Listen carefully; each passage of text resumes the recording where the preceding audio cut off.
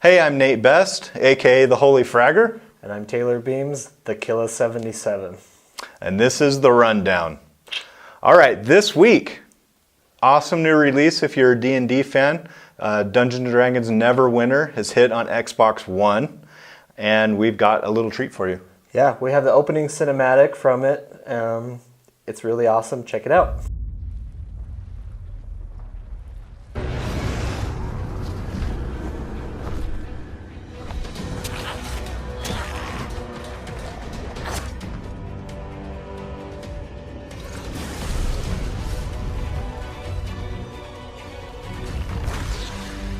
You might want to brace yourselves for this.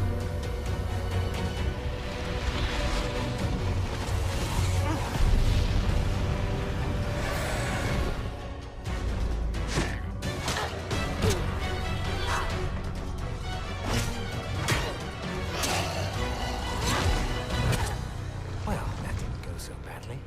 Get his attention. Cleric, with me.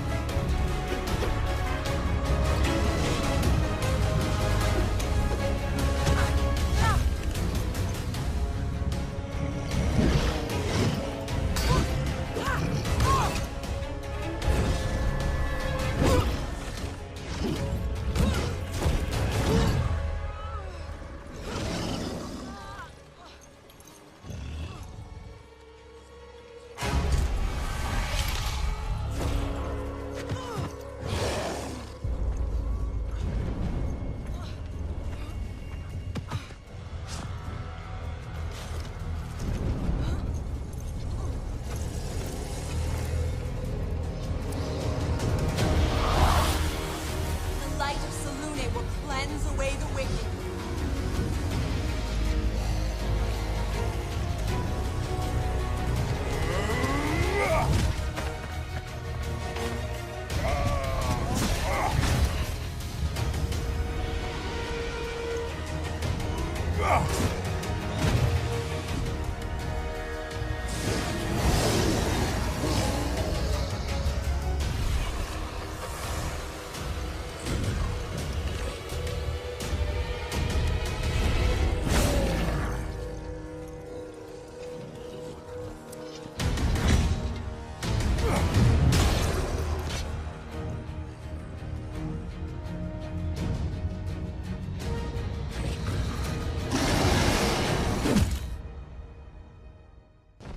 Rise, my children.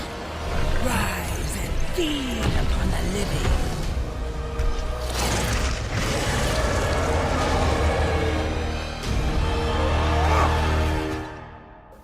So what are some of your likes and dislikes of the game so far?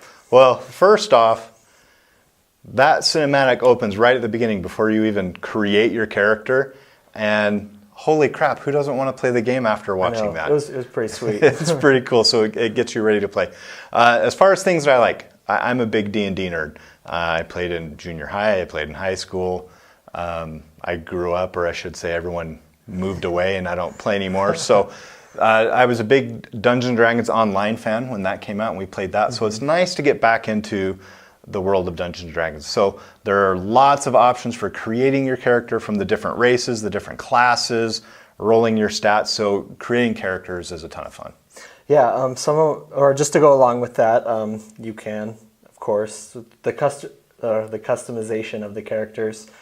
You can have an ample bosom, which I figured that one out.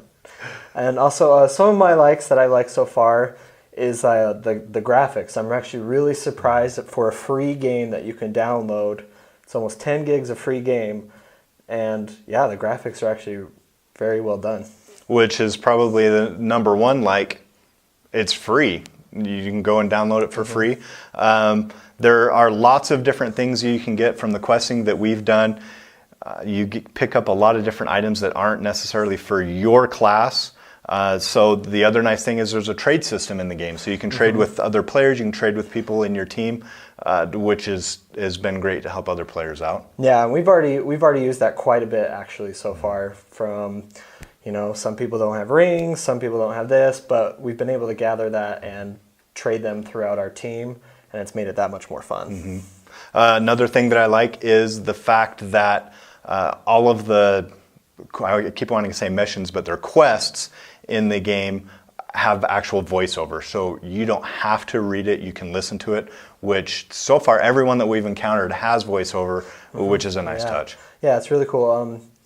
As far as dislikes go, I'm pretty sure you can agree with me on this one, is that the character seems so far away that you can't really see any of the details.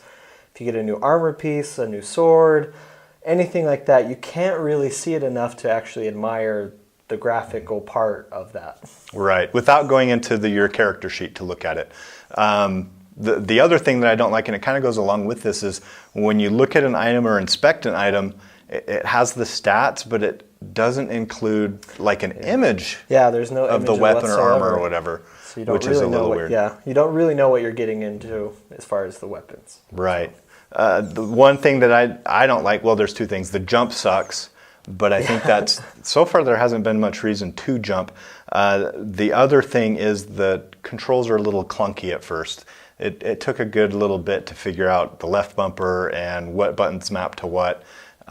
So there's a little bit of a learning curve. There's a lot to the game. We haven't even found everything yet. Yeah, and as far as, to go along with that also, is that there's really no tutorial on how all the controllers work.